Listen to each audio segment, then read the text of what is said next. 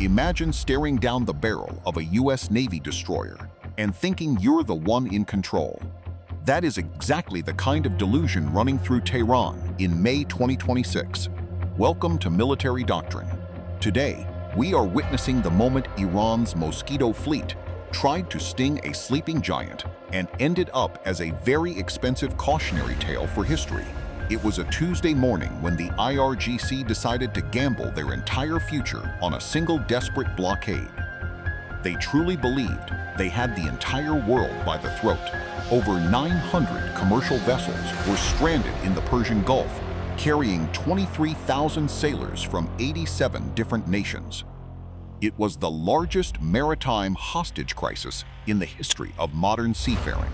The Iranian leadership believed the Americans were too tired, too distracted, or perhaps too scared to act. They could not have been more wrong about the sleeping tiger they poked. Earlier that year, Operation Epic Fury had already pulverized Iran's conventional navy, sending 158 vessels to the bottom of the ocean. Their main surface fleet was basically an underwater graveyard. Yet, the IRGC still had their Mosquito Fleet. This was a swarm of 5,000 specialized marine troops operating fast attack craft like the Tondar and the Agile C-14 class patrol boats. To the Iranians, these boats were agile predators. To a US Navy captain, they looked like overpriced jet skis with a serious identity crisis and even worse onboard radar systems. These Tondar boats are about as stealthy as a drum set falling down a flight of metal stairs. They rely on speed to survive, which is a hilarious tactical strategy. Speed doesn't matter when you're being tracked by a multi-billion-dollar satellite network and a carrier strike group that can see you from the next time zone, day or night. Facing off against these mosquitoes was the USS Pinckney, a massive guided missile destroyer. It is essentially a floating fortress of high-tech destruction and the finest of modern American engineering work. The Pinckney doesn't just sail.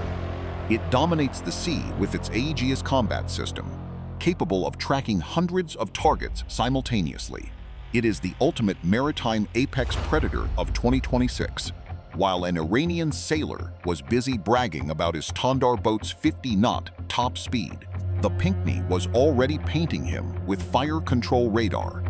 He just did not even know it. Then there's the aerial support. High above the clouds, F-35 Lightning IIs were circling like invisible ghosts, their pilots watching the IRGC's every move in beautiful, crystal-clear, high-definition video. These jets cost roughly $80 million apiece and represent the absolute pinnacle of stealth. Comparing them to an Iranian surveillance drone is like comparing a surgical scalpel to spoons. President Donald Trump had just announced Project Freedom on May 3, 2026. The goal was simple: break the blockade and escort every single trapped merchant ship back to absolute safety. Secretary of War Pete Hegseth had already ordered the reloading of American munitions, even activating automakers like Ford and GM to keep the weapons stockpiles overflowing for the coming fight. The IRGC ignored the warnings. They actually thought their guerrilla tactics would turn the strait into a quagmire for the US Navy, as Foreign Minister Abbas Araghchi had publicly claimed. On May 4th, the arrogance turned into aggression. Iranian fast attack boats swarmed toward the UAE oil port of Fujairah, hoping to ignite a massive global economic panic across the world. They didn't stop there. An IRGC commander gave the order to target the HMM Namu, a massive South Korean cargo ship loaded with vital global supplies and thousands of containers. Seeing the smoke rise from the South Korean vessel, the Iranian crews started celebrating. They thought they had finally forced the Americans to back down and retreat from the strait. Little did they know, Admiral Brad Cooper at CENTCOM was already giving the green light for a response that would be remembered for generations by the survivors left in water. AH-64 Apache and MH-60 Seahawk helicopters were already in the air, skimming low over the waves with their weapon systems armed and locked onto the heat signatures directly below them. These birds were carrying the APKWS II laser-guided rockets. These are precision-engineered swarm killers designed specifically to turn fast attack boats into smoldering underwater scrap metal in a few short seconds. The IRGC sailors were laughing and filming their victory on their phones. They were about to learn a very hard lesson about what happens when you touch American maritime interests. On May 4, 2026, the IRGC commanders mistakenly thought the ceasefire was a sign of American weakness. They targeted the HMM Namu, a South Korean ship, sparking an immediate escalation. The Iranians revved their Tondar-class fast attack boats, ready to prove they still controlled the strait. They believed their Mosquito Fleet was an unstoppable force against a passive West. These IRGC Marine troops are basically pirates in fiberglass tubs. They have plenty of arrogance, but absolutely zero understanding of modern naval warfare or American patience. As they opened fire on the HMM Namu and the port of Fujairah, they felt like legends. Smoke filled the air, and maritime panic spread throughout the Persian Gulf. While the Iranians were celebrating their small victory, American sensors were already tracking their every move. High above the waves, the real predators were circling in total silence. The AH-64 Apache and the MH-60 Seahawk were on the prowl. These aren't just helicopters. They are flying nightmares designed to erase any enemy target with surgical precision. Let's compare the hardware because it's a total mismatch. The AH-64E Apache Guardian is a $35 million masterpiece that can track 128 targets at once while hovering. The Iranian C-14 boats are glorified jet skis with some extra sheet metal attached. They have no radar and no chance against a world-class military asset from military doctrine. The American pilots didn't even need their heavy Hellfire missiles to win this fight. That would be like using a tactical sledgehammer to kill a literal mosquito in your house. Instead, they used the APKWS II. This is a laser-guided rocket system that turns standard projectiles into highly precise, smart killing machines with a terrifying track record. At $22,000 per rocket, it's the most cost-effective way to humiliate a rogue adversary. It's American precision engineering meeting a very aggressive, very doomed Iranian enemy. The Seahawk crews painted the first Iranian boat with an invisible laser beam. The IRGC crew was too busy shouting slogans to notice the impending doom headed their way. 1 second, they were defending their waters. The next, their boat was nothing but splinters and burning fuel, sinking into the dark, cold depths of the Persian Gulf. Then came the second boat, then the third. It was like a professional shooter at a carnival, if the prizes were total maritime dominance and regional stability. The IRGC boats tried to zigzag at high speeds to escape the unseen fire, but the APKWS II doesn't care about speed. It only follows the point of light. 7 Iranian boats were vaporized in a matter of minutes. That is a 100% kill rate, proving that Iranian quantity is a joke compared to American quality. Admiral Brad Cooper called this strike a reminder. It was a polite military way of saying the Iranian Navy is essentially a sinking ship with no escape route. The surviving boats didn't stick around to help their friends in the water. They fled back to the coast, leaving a trail of cowardice and oil behind them. Imagine the shame of explaining to your commander how you lost 7 boats to a couple of helicopters. That is a truly embarrassing debriefing for any military officer. This May 4th escalation effectively shattered the ceasefire. While the Iranian military is in total collapse, their desperation is making them act even more irrationally than usual. But the United States isn't alone in this fight. A new, motivated player has joined the game in the Persian Gulf theater, the battle-hardened nation of Ukraine. Kyiv has sent experts in maritime drone warfare to support the UAE. They've spent years fighting the same Iranian-made drones used by the Russians in Eastern Europe. Ukraine is also preparing to deploy 4 mine hunter ships to the region. They want to ensure oil flows freely to bankrupt the Russian war chest for good. Lower oil prices mean less money for Iran's regional chaos. It's a strategic move that has the leaders in Tehran feeling absolutely terrified and completely alone.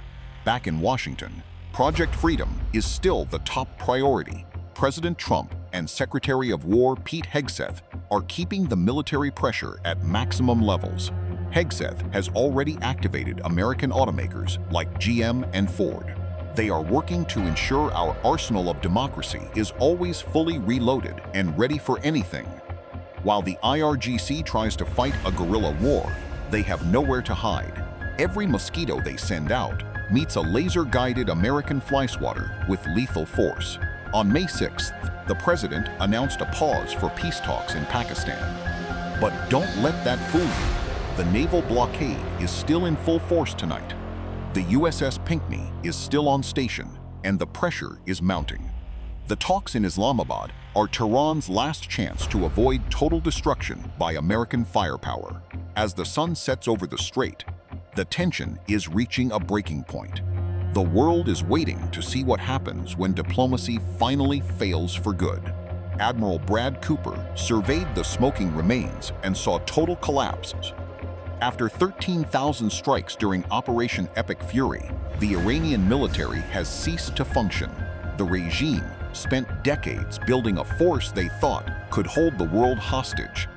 It took the Navy and Air Force 2 months to turn that dream into an underwater scrapyard.